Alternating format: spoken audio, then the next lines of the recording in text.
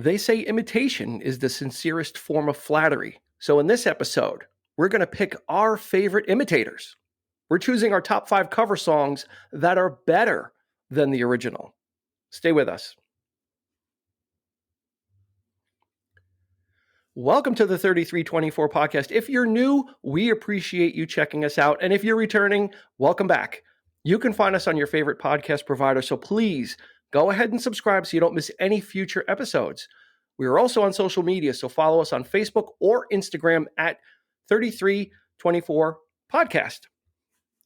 See, that was good, right, Eric? That worked. That's right. We're asking, Dean. Hey, how's it going, Eric? We're asking for help. Give us the follow on Instagram and Facebook. We appreciate it. Yep. So, yes, this is the 3324 podcast. I am Dean. You just heard from Eric, and we are going to guide you through one of our top 5 shows, which are always fun. These are one of the shows that we get to kind of stretch out and kind of relax and have a little fun with some of the subjects. So in this one, we are going to choose our top 5 cover songs that we think are better than the originals. And there are some caveats. We always have ground rules when we do these, just so it doesn't go off the rails. So the ground rule is that it cannot be a live version of a song, and the original song had to have been recorded by somebody, right? So it can't just be a song that somebody wrote and somebody else recorded and was a hit. Yeah. That's not really a cover per se. Right. And then with live, everybody does cover songs live. So it would be very easy to find a really great cover that's live. So what we're doing is we're challenging ourselves to find a great cover that was recorded and on an album, and then the original that was also recorded and released as well. Okay, That's right? Does that sound fair? Yep. More than fair. All right. So this was wow. There's a lot to choose from, and it depends on how you approach it, right? Yeah, it is somewhat subjective. Let's put it that way. You know, well, it's very subjective. It's very subjective. But the direction you can go with this, it really, just by saying covers, it gives you a lot of latitude. Mm-hmm. And normally, what we've only done this in the very first episode. The ground rules also, we have another rule is Eric and I do not share our picks. So I do not know what he picked, and he does not know what I picked. In the first episode, the top 5 bass players, if you want to see a man get destroyed emotionally, you can check that out, because we did try, we did try and predict.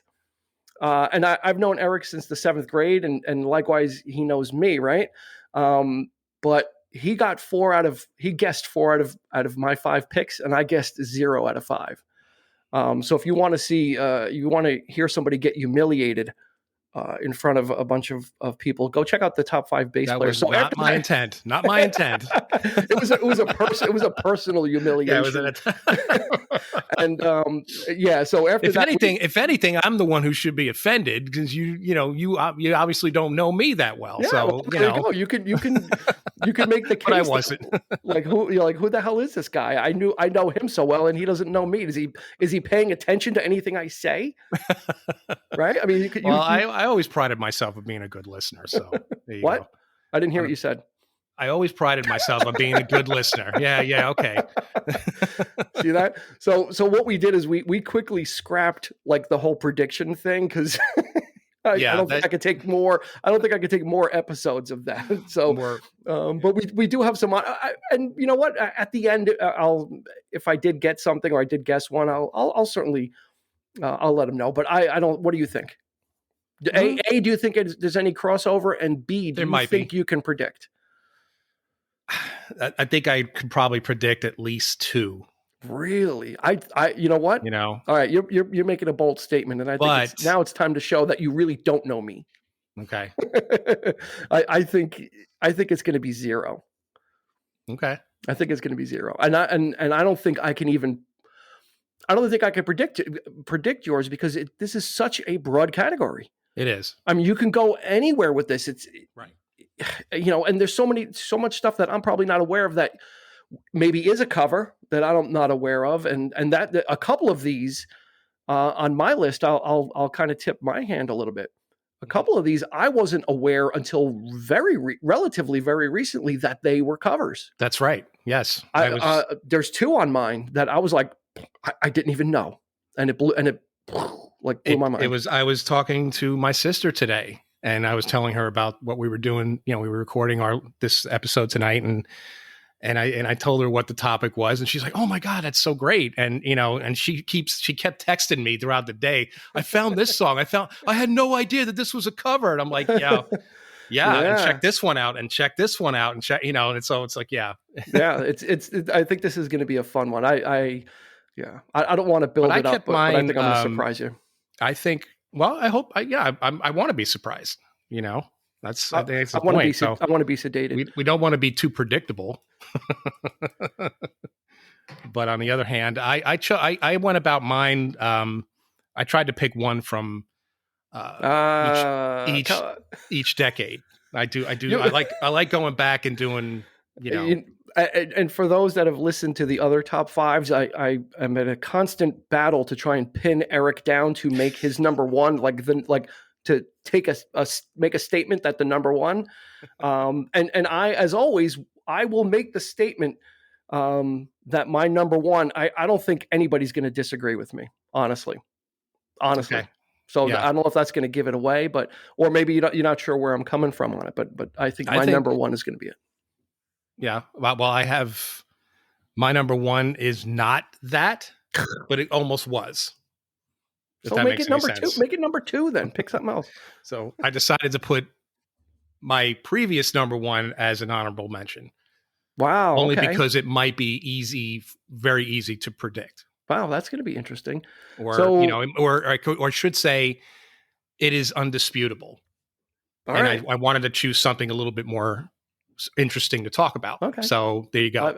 I think I'm going to. Well, we might be on the same wavelength, but I'm giving props to number one. Number one, I'm building. I'm really building this. I'm building it. Number one, you cannot dispute that this is number one.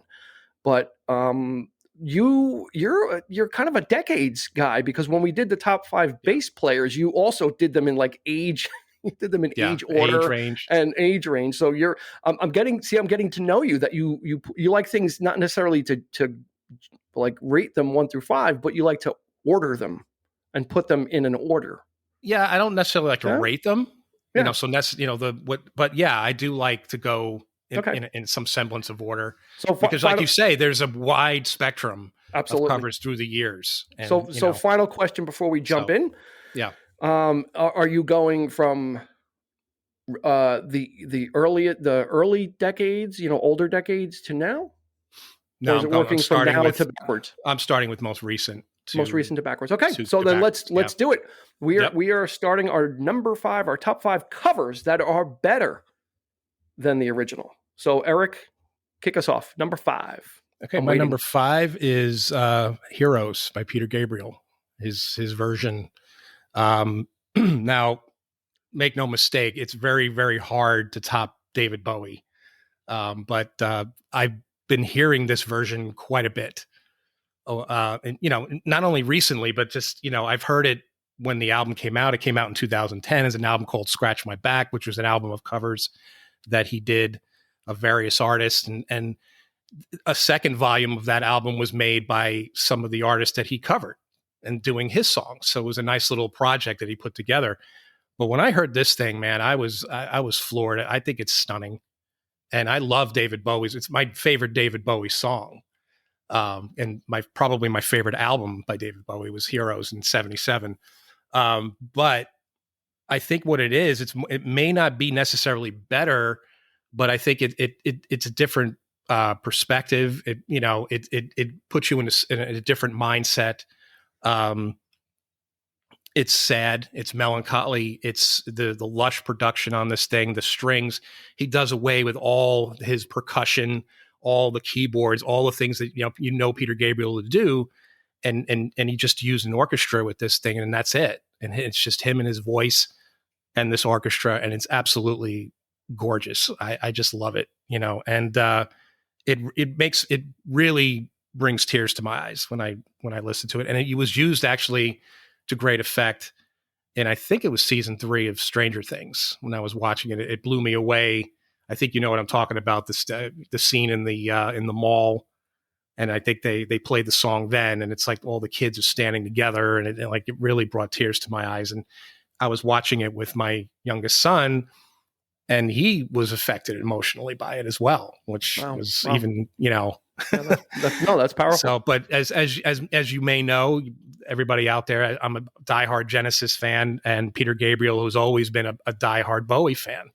He's a Bowie acolyte. So yeah, it's almost like it was meant to be that he would actually do this. And, you know, he didn't actually get David Bowie, unfortunately, to cover one of his songs. I would have liked to see, you know, heard that, but it didn't happen. So, but yeah, that's my number 5. Wow. So I was trying to think how Genesis might fit in somewhere. Like no, only because, you know, they're known for doing their own songs. They're not known for covering. Right. So, so I'm surprised, but then not shocked that you were able to get that in there. That's awesome.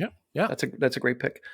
Okay. So my number 5 is one of those songs that, listening to it up until, I don't know, maybe 4 or 5 years ago, did not know it was a cover. And it was written by a pretty big artist too. So it was like, how did I not know, or how do people not know? It's Lotta Love by Nicolette Larson. It came out in 1978, hit number 8 on the charts. It's from her debut album, Nicolette, written by Neil Young. I did not know that. So I went to go listen to his version of it, and you could not find 2 more different versions of something. Yes. His is very, you know, kind of Heart of Goldish or Old Manish, you know, that just the guitar and strumming and singing it. And Nicolette Larson's version, and they both came out in the same year, actually. 1978, Neil Young's album Comes a Time came out. And Nicolette Larson sang on almost every song on Comes a Time, except for Lotta Love and one other song. So that's interesting. Yeah. She was like a, you know, kind of a backing singer. For those that don't know Nicolette Larson, she's very much in the Linda Ronstadt mold. She could, you know, her career didn't take off the way Linda's did, and they actually sang some backing songs together, vocals on other albums too. She's in that zone. So if you check out her first album, she does the same thing, interpreting songs. But yeah, Lotta Love's got that jazzy saxophone in the beginning, and it's just got a jazzy vibe, and then it's got a flute solo in the middle. So like, where are you going to get that? I was just always in love with the song and just her presentation of it. But then when I read that Neil Young wrote it, I'm like, oh my God, this guy wrote such a, like, it just seemed very un-Neil Young to me. Especially because he wears so many different hats, Godfather of Grunge and CSN and Buffalo's, he just does so many things that I shouldn't be surprised. But a lot of love, Nicolette Larson from 1978 was it. I mean, that's just, we're kicking it off with no decade order, but she's the number 5. Cool. I think what just to make a quick note, I think the one thing that they do have in common on this song is there is a sadness to it. Even her version, I think there's, I don't know why, but it always makes me, there's a little bit of heartache in that, in her vocal, and it just, it kind of always affected me that way. So maybe that's maybe just the melody itself or whatever, but but it's definitely a song of longing and wanting and it's kind of hopeful. But basically, it's gonna take a lot of love. Oddly enough, it always reminded me of the girls we went to school with. The girls that we went to school with. Well, and one girl in particular who unfortunately is no longer with us. She died very young. Is Donna Brown. You know her. So. Every time I hear the song, I think of her. I don't know why. It just there's just that melancholy to it, but. Not to get too personal here. I'm going to back off now. Let's move on. Moving on. Okay. So That was and so yours was 2010 Yes, was your number 5. So that's right. what decade Okay, are we this is going from to for number 4? 1996, and this is you're going to be surprised with this one. It's "Killing Me Softly" by the Fugees, with Lauryn Hill on lead vocals there. This was originally recorded by Roberta Flack in 1973, and I mean, her vocal. She's very respectful. I think she's very honoring Roberta Flack because she sounds very similar. Very close. Very close. So, but I love I just love the hip hop beat. It's catchy. It's still emotional, but there's still that, that sadness to it. But it just, yeah, I always loved it. It's just one of those songs where you just kind of lay back and you just, nodding your head up and down, and it's not saying anything. It's just a straight up love song, or loss of love and that kind of thing. So yeah, I always but the whole album I thought was great at the time, Yeah, the Fugees were big when this came out. It just exploded them, and then Lauryn Hill, obviously. Yeah, the score. Yeah. But also, I used to go to karaoke a lot. And then of course this was like one of the top 10 karaoke songs that people would do. And, every single time we went, the song was done. So there's a lot of that attached to it as well. So there's some nice memories there of the song. But that's, and there's quite a few of, songs from the 90s that I wanted to pick. But I just thought about what used to make me, every time I heard it, it made me feel good. And that I do like better than the original. And it was, as I came to this on the top of my head. So there it is. That's my number 4. That's a great pick, because you're right. She does. I don't think she's trying to imitate Roberta Flack, because if you hear her other stuff, she's got a similar tone in her voice. Yeah. So by covering this, it made it accessible to older people that remember it, but brought it and updated the sound, with the Fugees to make it accessible for younger people and bring it to them. And oh my God, that thing was gigantic, that song. Yeah. Yep. And it's just that, that's a great choice. I totally, you know what? I totally forgot about that one. Mm-hmm. Okay. So, alrighty, we're moving on. We're rolling through this. So we will probably be able to get to honorable mentions, I suppose. Yeah. My number 4 is from 1985. I bought this album. I bought this album when it first came out. But oddly enough, I was not a big fan of this person. But all it takes is for me to see something on MTV or to catch a song, and that's what did it. But this song I'm going to talk about was not that song. It was this is Joe Walsh from his Confessor album. The song is Rosewood Bitters. Okay. And this was another one that I didn't realize he didn't write. This was the song I was listening to before we came on. I listened to it twice in a row because I love this thing. Mm-hmm. It's just so, oh my God, the guitar is just so heavy on it. It's so thick. It's got some synth on it also. So it's a little 80s-ish, but not really, because Joe Walsh, is going to be Joe Walsh no matter what decade he's in. Yeah. But yeah, so it's from his album, The Confessor. This was like a year or two ago when I discovered that this was not an original by him. It was by Michael Stanley, and he had a group called the Michael Stanley Band. Michael Stanley's debut album came out in 1973, and Rosewood Bitters was on it, and Joe Walsh played on the original. So that's where it came from. 12 years later, he would be adapting it. Now, if you listen to the Michael Stanley version, it's definitely lighter, but there's a lot more lyrics too. This song had a lot more to it. Joe Walsh kind of took it and, trimmed away a lot of the lyrics, just in, I guess, trading off for more of a feel, and his guitar work in this. And I just, oh my God, I just love this fat, heavy guitar sound he gets. But this is really an accessible pop song. So it's not a hard rock song. But just what Joe Walsh is able to do with it totally made it his own. I was like, yeah, I just thought that he wrote this, or that it was not originally done. And Michael Stanley actually passed away, I believe, last year. And he was kind of not a big name, but well known in the area of the country where he was. I think it was in the Midwest, or I'm sorry, north, like Chicago or Detroit area. I think, I could be wrong. So he's kind of like a locally known and well respected.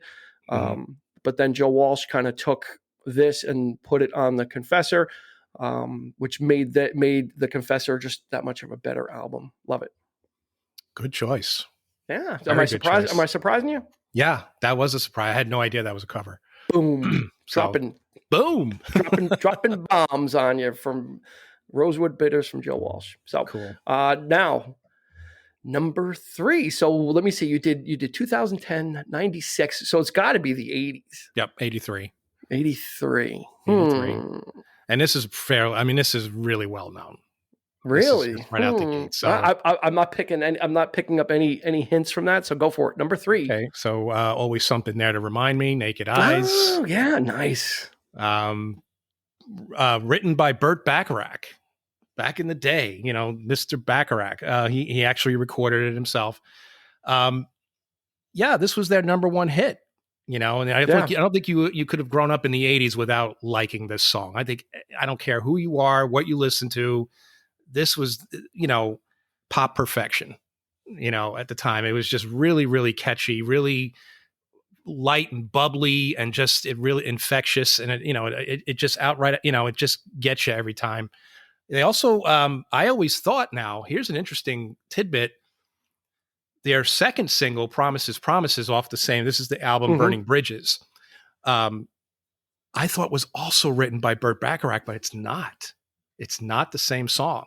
He did write a song called Promises, Promises, and he did put it in the same, I guess he was writing for some kind of show, like I think a Broadway show or something to that effect. And Always Something There to Remind Me was in the same show, but he also wrote a song called Promises, but it's not the same song. It was written by the members of the band. So I don't know if that's maybe their way of paying tribute to Burt Bacharach by naming the song Promises, Promises. I have no idea.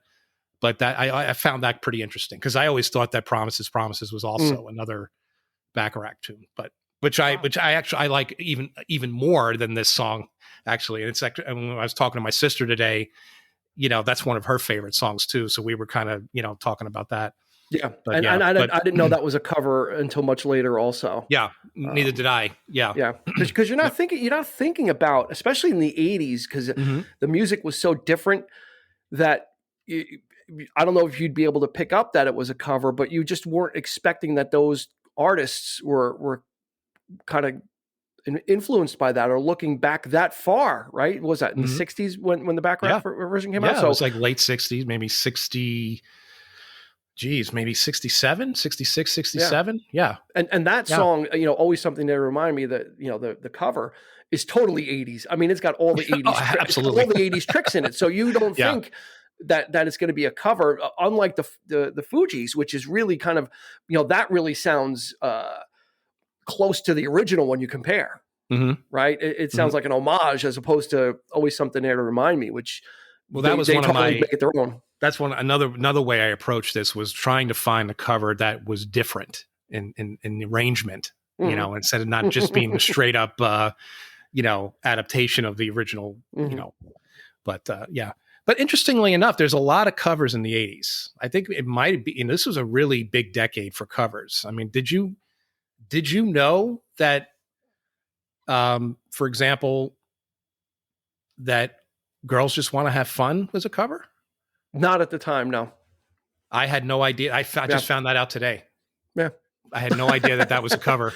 Well, I mean, I knew it maybe relatively recent, but yeah, at the time, no. I didn't know. It was kind of like, Cyndi Lauper. It's like, because they make these songs their own and they become so identified with it, right? That you just think, that's hers.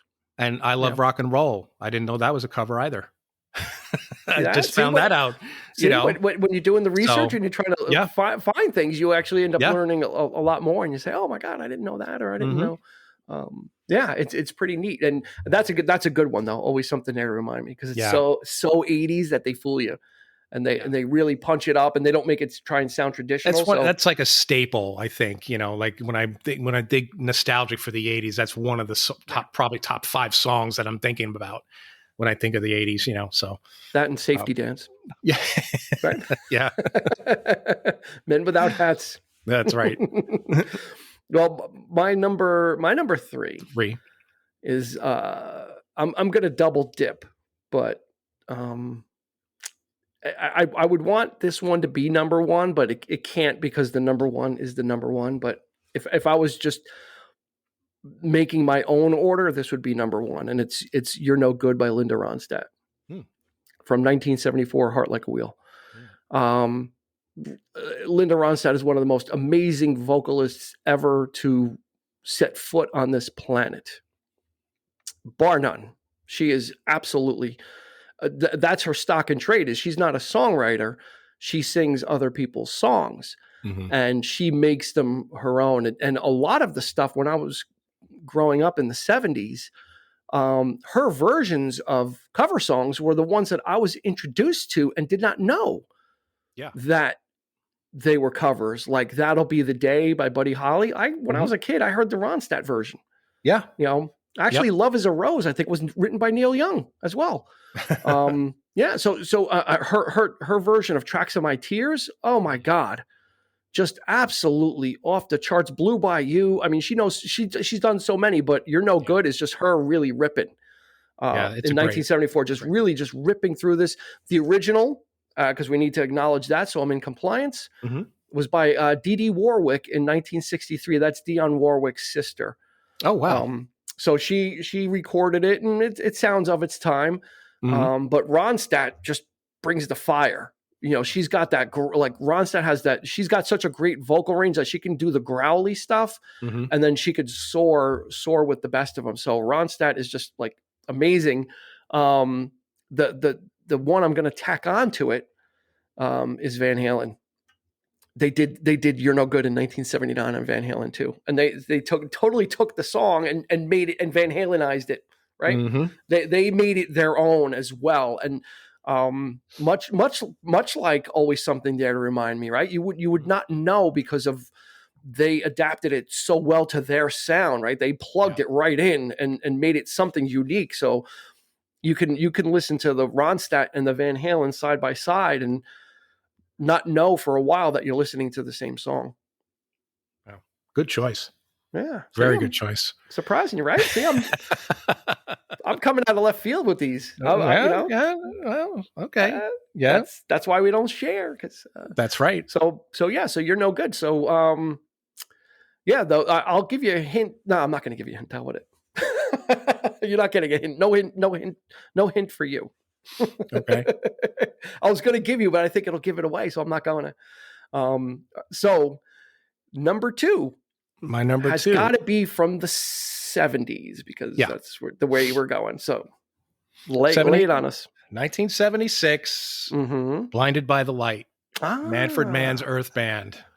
Wow. Written by Bruce Springsteen. And, you talk about, again, one of those songs that I heard this version first, had no idea Springsteen wrote it, and it doesn't feel like a Bruce Springsteen song. Like I had, to this day, I don't even know what the song's about. I cannot make any kind of sense of these lyrics whatsoever. It's really not the kind of song that's, Springsteen to write. Yeah. But it was adapted into this sort of prog rock thing. Yeah.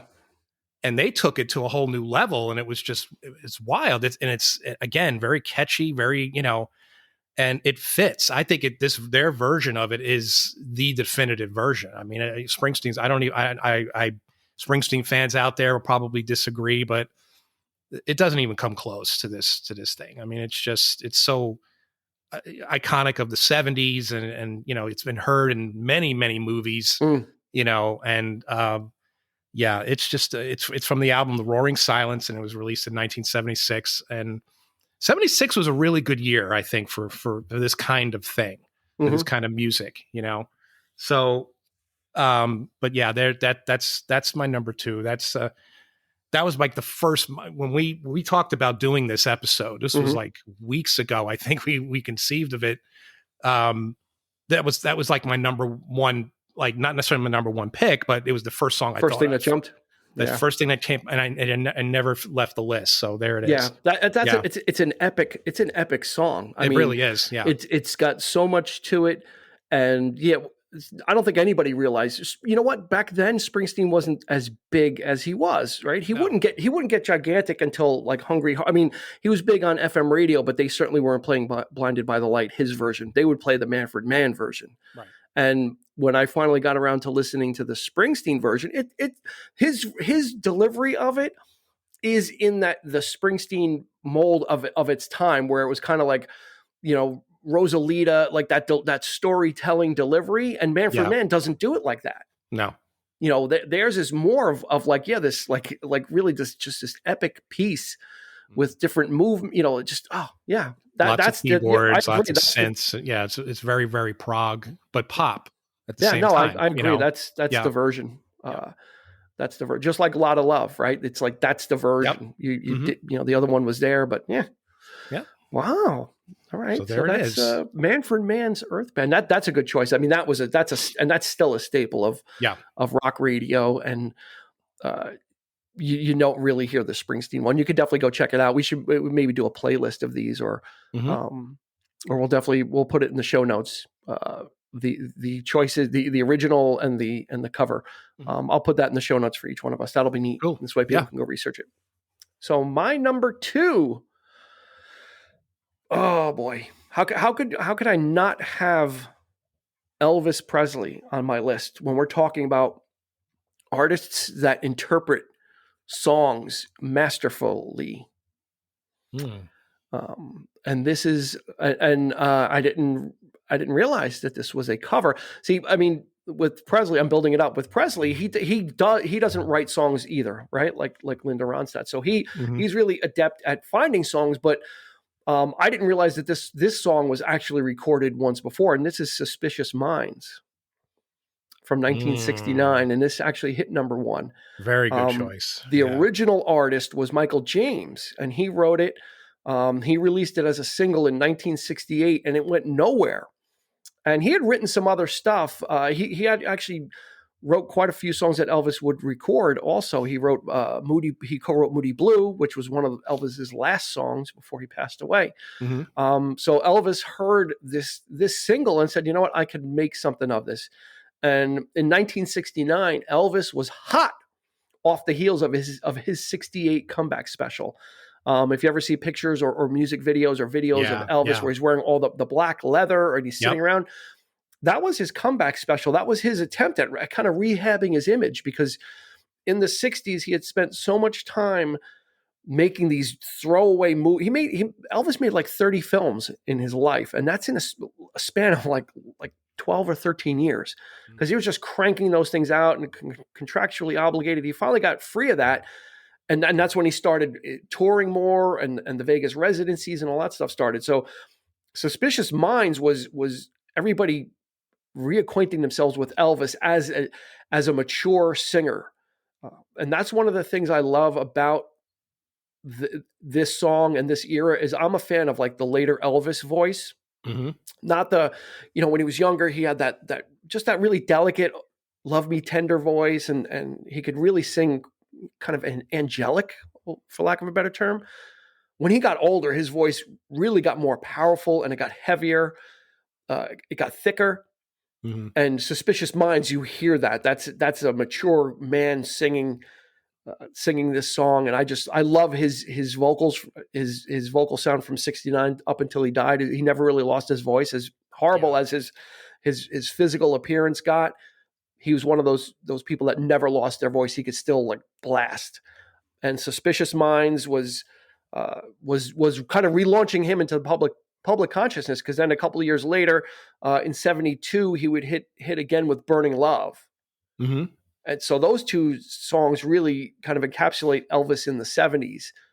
Because then after that, he did all of his crazy touring, Aloha from Hawaii. So you like you like the Vegas years. I like oh yeah. With the white suit. Yes, absolutely. Only because if you ever watch the Aloha from Hawaii concert, I highly recommend anybody who thinks Elvis is a joke or has become a punchline, Watch Aloha from Hawaii, and yeah, he's wearing the gaudy outfit, but he could get away with he could Oh, sell at that it. point, he could do anything. But you listen to songs like you gave me a mountain, and oh my God, this guy could just rip. And this was Elvis in his zone for me, was 1969. So Suspicious Minds, number 2. Cool. Very, right, so really good choice. Okay, so number 1, So it's not going to be difficult to say that this is from the 60s because we're going in decades. Well, or is it from the 70s but earlier? It's early 70s. Okay, It's 1970. So. 1970 on the dot. Yes. And this is your number 1, but not, I need to clarify, you're not saying this is the number 1. It's just happens to be number 1 on your list. It's number 1 on my list, but I had something else in its place. But I decided to use this instead. All right, and I'll tell you why. Let's have it. And it's Little Wing by Derek and the Dominoes. It was Jimi Hendrix song. This was from Layla and other assorted love songs, which I consider to be probably a bold statement. I think it's the finest guitar rock album of all time. Ooh. And that's hands down. I'm gonna stick to that. So this particular version of the song, I think, has been covered. This arrangement of the song has been widely covered by everyone after. Nobody does Hendrix version of it. Not even Stevie Ray Vaughan, I think, did his version, because Hendrix's version was pretty low key. It was off of his Axis Bold of Love album, and it wasn't like what this thing was, like sort of an anthem. Like Duane Allman built it to be sort of like this real reverent kind of thing, and it's like the guitars in this are just, they reach into the stratosphere, and it's again very stunning. Hendrix's version is this pretty low, loose thing, and he's more experimenting about the tone of his guitar, going through the channels, and then he's just, whatever. And it's just his vocal is not really, so it's pretty underwhelming, actually, but their version for Hendrix. Yeah. And that's, for their version, they, this was like the very end of the recording process for them. They had just finished recording the song Layla, and that was supposed to be it. And Eric Clapton was asking Duane Allman, say, do you want to do anything else? So, hey, how about Little Wing by Jimi Hendrix? So they came up with this arrangement and just took it to a whole new, different level. And it's been my favorite.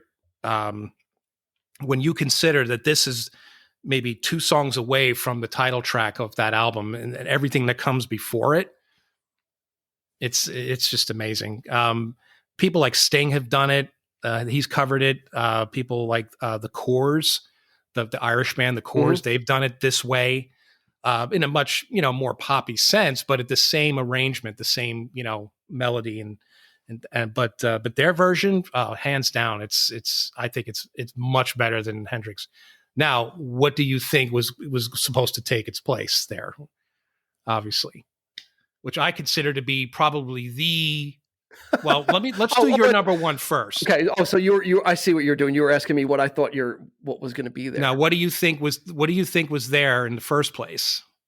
Interestingly enough, okay. Interestingly enough, which means it's somewhat associated then, or then I got no clue. So save it. I'll save it. Save it for the honorable mentions. Yeah. I'll just throw out a quick guess. Okay. Black Magic Woman? No. Okay. All right, that's fine. That's an honorable mention though. Because that's the same era. Anyway, okay, all right. So number 1, I'm gonna stand on this. I'm putting Eric just put Little Wing into the ring. My number 1 is gonna go toe to toe with it, and I don't think you're gonna guess. Do you want to try and guess? Roll Over Beethoven? No, not ELO. Close. Nope. Really? Nah, never. I don't think that's better than the original. No. Really? Yeah, really? You thought that was going to be it? Yeah. See how easily swayed you are. Wow, that's No, what I'm about to lay down that is not the greatest cover of all time. What I'm so. about This what so you think this is the greatest cover of all time? I think so. Okay. I think so. And again, it's got nothing to do with whether or not I like the song. So this is what I think is the greatest cover of all time. Okay. It's not a song I listen to per se, but we have to respect like this song's got to get its due. I Will Always Love You by Whitney Houston Oh. is probably the greatest cover ever done. What she did for that song and to that song was nothing short of amazing. It caught Whitney Houston at the height of her powers in '92. This was from the soundtrack to The Bodyguard, originally written by Dolly Parton in 1973. Spent 14 weeks at number one. I mean, everybody knows that part where the song stops and then she just starts singing, and she just goes for it. It's just a great cover of. I can't. This is it. This has to be it. This has to be the greatest cover. I'm sorry. It's got over 1 billion plays on YouTube. 1 billion with a B on YouTube. Okay, so that should tell you right there. There's very few videos that have over 1 billion plays, and I Will Always Love You. I'm not going to dispute it. Yeah, because it is. Yeah. And Dolly Parton made a cool $10 million off of her version. And no one, and you know what the funny thing is Linda Ronstadt had covered it. It's been covered throughout the years, but no one ever paid attention to it. Right. Yeah. So that it's got to speak. And actually Elvis wanted to cover it, but Elvis's like standard contract is he gets half of the songwriting royalties as well. And Dolly Parton declined. She didn't want to sign that over. Oh, and she was heartbroken. She goes, I can't believe I have to say no to Elvis. But she wasn't going to give up her song like that, like give up the publishing royalties to it. And good on her, because good for her. Yeah, the ship would come in, almost 20 years later, sure, with Whitney Houston, and Whitney Houston just blasted this song into the stratosphere. I mean, that's all that was playing in '92. You couldn't. The movie didn't do a lot, and if whatever the movie did was probably because of the song and the soundtrack, because the soundtrack was no slouch. She had a lot of good songs on there, Queen of the Night, and I remember listening to that back in the day. But very surprised. I'm very surprised. This old dog's got some tricks. I'm shocked that you don't think that ELO's version of Roll Over Beethoven is better than the original. No, I don't think I am absolutely shocked by that. See that? Wow. That's now I'm making up for the 4 out of 5. Well, that's right. This is the Return of the Jedi of this is our third one. So this is me like stumping you that you thought you were going to be able to predict that. Well, there you go. There is an ELO in the honorable mention list, but it's not Roll Over Beethoven. I don't think that's the best. It's not one of my favorite ELO songs. It's not one of my favorites when it comes down to listening to. So no. So yeah. So just roll down your 5 to 1 again, just quick. What were they from 5 to 1? Okay, Heroes by Peter Gabriel, originally done by David Bowie. Killing Me Softly, the Fugees, originally recorded by Roberta Flack. Always Something There to Remind Me, Naked Eyes, originally done by Burt Bacharach. Blinded by the Light, Manfred Mann's Earth Band, originally done by Bruce Springsteen. Little Wing, Derek and the Dominoes, originally done by Jimi Hendrix. Cool. And mine were A Lot of Love by Nicolette Larson, original artist Neil Young. Rosewood Bitters by Joe Walsh, original artist Michael Stanley Band or Michael Stanley. You're No Good. I'm not saying that to you. I'm just saying that's the name of the song by Linda Ronstadt. And then the original artist was Dee Dee Warwick. Number 2 was Suspicious Minds by Elvis Presley, originally released by Michael James. And then the number 1, I Will Always Love You by the incomparable Whitney Houston and written by the incomparable Dolly Parton. Yeah. That's great. That's really, really, it's a really good choice, actually. Yeah. Thanks. Well, thank you. Yeah. See So that? And if you notice my order, because there's a lot of women, yeah, and I knew Whitney Houston was going to be number one. So then after that, I just kind of staggered it. So it's girl, guy, girl, guy, girl. nice. Yeah, a lot of, a lot of. I mean, Ronstadt was a shoo-in. I mean, there was no doubt that she was going to have that. There wasn't any way she wasn't going to be on my list. So, honorable mention. Who came off the list very recently? Until You Come Back to Me by Aretha Franklin. Originally recorded and written by Stevie Wonder. Oh, wow. In 1967, but he didn't actually release. He recorded it in 67, didn't release it on an album until 77. But I love Until You Come Back to Me. Such a great vocal by Aretha Franklin. What do you have? What's one you have? One that I have is, this is my what I consider to be the best cover of all time. This was it. This was the one, and that's All Along the Watchtower. Okay, by Hendrix. Yep, originally absolute. It's not only, but originally it was really by Bob Dylan. Again, one of those instances where Bob Dylan's version was nothing like what Hendrix did to it.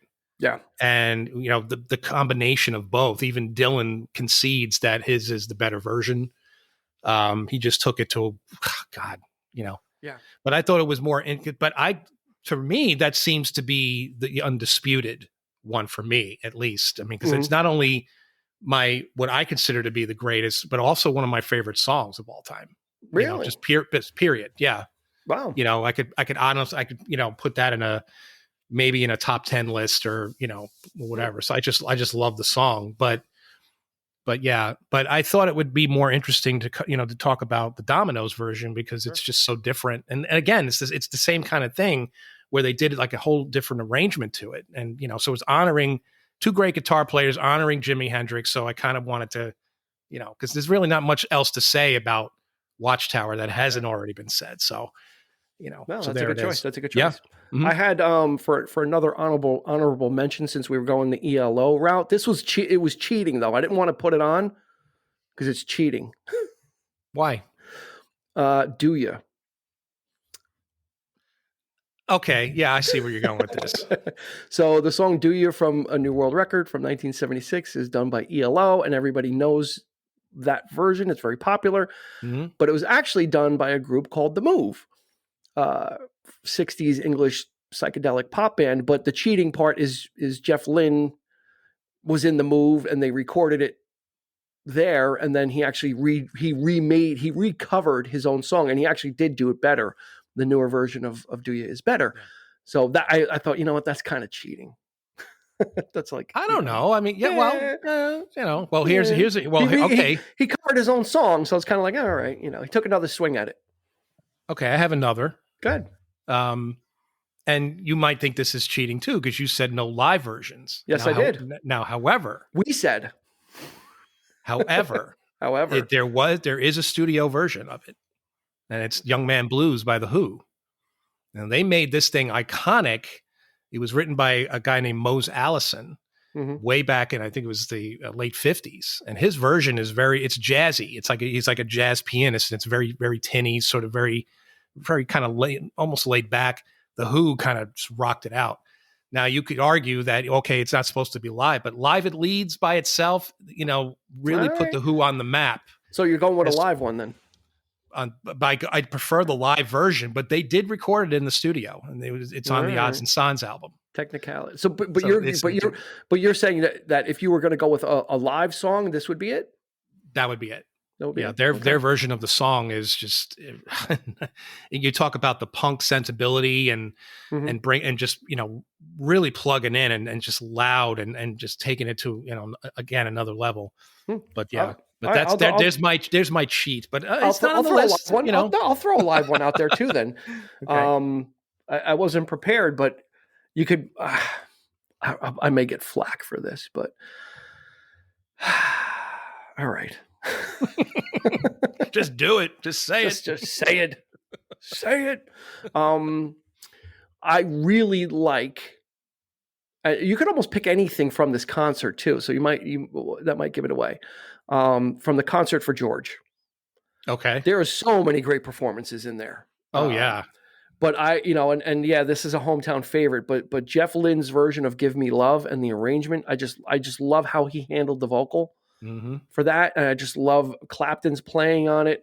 Mm-hmm. I just love it. I love how he handled it. And it's live, but it almost sounds like it's not, because it's just so well produced, obviously, too, because they just, Jeff Lynne spends a ton of time on that. I'll go even further. I think every version of the songs. I was going to say that you could just say Concert for George and you'd cover Concert it. for George. Every song on there is quite possibly maybe better than the original. Yeah, I like Clapton's version of Horse to Water. I mean, yeah. Beware of Darkness. I love his Clapton's version. Much better than George's. Like I love All Things Must Pass, but. But they, the way they did these songs with the orchestra and everything, it was just the whole concert is just. I don't think Petty's version of Taxman was better though. His is a little rough. But overall, you could say put on Concert for George, and you'll hear cover songs like bar none. Like all of them were done expertly.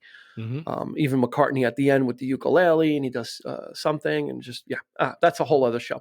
Do you have a very obscure one in your honorable mention that maybe no one's ever heard of that you can turn somebody on? Maybe I do. Maybe we'll do that one. Wonderwall by Ryan Adams. He did a cover of the song Oasis? by Oasis. Yeah. Okay. Like it. I love it. It's very slow. It's just the haunting vocal. It's like the whispery kind of vocal. Mm-hmm. And I like it much better than Oasis's version. Wow. So I have two obscures. Okay. These are very obscure. You might remember. You'll remember. Hopefully, you'll remember both, but one in particular, I hope you remember. So I'll save that. The first one is a cover of the song "Funky Town" from the '70s by Lips Inc. There was an Australian group called Pseudo Echo, and in the '80s, kind of like always something there to remind me. They '80s up Funky Town, with the keyboards and the synthesizers, and it sounds nothing like that one. But do you remember this?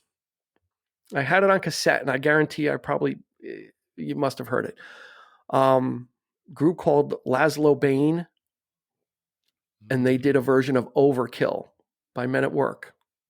No. And the great thing about it, it's kind of like 90s punk pop, alt pop type thing. Yeah. So they kind of do it that way. But in that second part of the song where Colin Hay's like, I can't get to sleep, right? That part, he actually sings it. They got Colin Hay to sing that part on the song. Really? So you're listening. That's wild. Yeah, so you're listening to this cover of Overkill, which is a great song and a very curious choice. And then Colin Hay comes in at the end and sings that whole part at the end, which is just a great, and this was in the 90s, but he still had a great, like, he delivers. So look up Laszlo Bain is the name of the group. They didn't do anything after this. This was it. But I was obsessed with their version of Overkill just because it had Colin Hay from the lead singer from Men at Work in it. That's wild. Yeah, so they got him to do it, which was kind of neat. It was kind of, well, I guess Australian. He's gonna help out some people from his own country, right? Nothing wrong with that. Yeah. So wow, that was fast and furious, and our it's interesting when I was thinking about this, right? Because I was trying to figure out what is it going to be? What should I pick? And I just went with it. I was just thinking, what do I listen to that I like? Yeah.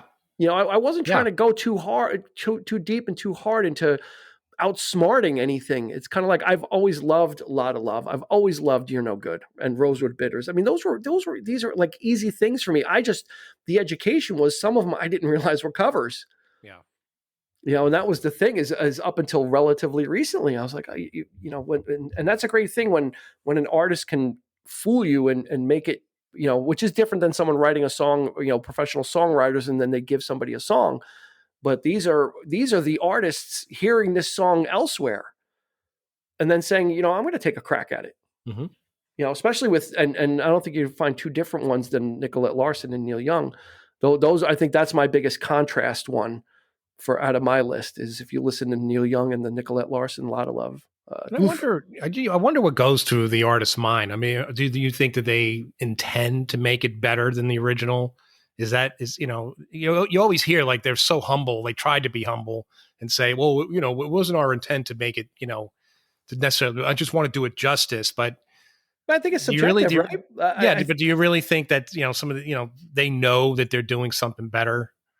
Did you think that ever happened? That's a good question. It's a good question because there are people that are going to be purists, right? And no matter what, say the original, no matter what, is what the intent was, right? And it's especially something like Always Something There to Remind Me, right? Like for me, the remake, the 80s version is my version. Yeah. Right. That's my version. That's the one I know. It's not like I knew both and was able to pick. Like I didn't realize until much later that was a cover, right? So much like Rosewood Bitters, that's my version because I didn't know there was a version before. Yeah, so I had no idea that was a cover. Yeah, I guess it's all subjective. Now, if you were a Michael Stanley fan, and then you see that there's Rosewood Bitters, you might not like it because Joe Walsh cut out a ton of lyrics and kind of changed the song. It was a lot longer as far as the storytelling and the lyrics of it, and Joe Walsh took it and turned it around, and just like Little Wing, they're taking it and making it their own, and oftentimes it then becomes something else. Yeah. So that's kind of reminds me of like Bob Welch's version of Sentimental Lady, where he cuts out an entire verse of the song. I'm always looking for that other verse because I love, from Bare Trees, I love the original Fleetwood Mac version. So I like I like the slicker produced version. That's because Lindsay's producing it. No, I just think he gets. I think taking out that verse kind of makes the song a little tighter, a little punchier, and the new production doesn't hurt just because it's got a fuller production to it. It's fuller sound because you got the guitar, you got the acoustic guitar in the back, and then you've got the electric over it. So that's one of those instances of an artist recovering themselves, right? And take it like ELO did with Do Ya, taking another swing at it. Yep. Which is different than re-recording because the thing now, one of the new gimmicks with bands is going back and re-recording their old stuff, which I'm to varying degrees of success. Taylor Swift just most recently did that. She had to recover her albums because when she was young, she signed a really horrible deal and didn't own the rights to the recordings of her first album. So she just literally put out another album. She just released her very first album. She had to recut everything and redo it. Wow. Squeeze did the same thing. Yeah. Squeeze did an album called Spot the Difference.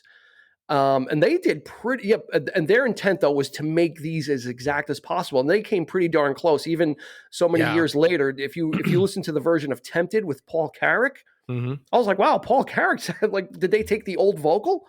He sounded really good. Yeah.